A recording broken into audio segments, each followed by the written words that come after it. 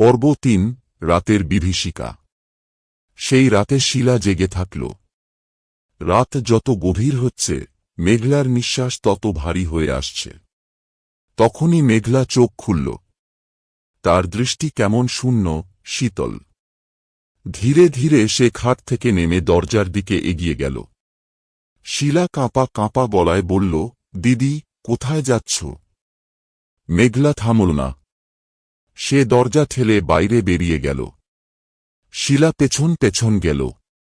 বাইরে বেরিয়েই সে দেখল, বটগাছের নিচে দাঁড়িয়ে আছে একটা ছায়ামূর্তি। শাকচুন্নি। চোখ জ্বলজ্বল করছে, চুল এলোমেলো, শাড়ির আঁচল বাতাসে উঠছে। হঠাৎই সেই ছায়া মেঘলার দিকে এগিয়ে এল। শিলা ভয়ে চিৎকার করল, না, দিদিকে ছেড়ে দাও। কিন্তু তখনই মেঘলার শরীর কাঁপতে লাগল। তার মুখ বিকৃত হয়ে গেল, আর গলা দিয়ে বেরোল বিকট এক গর্জন।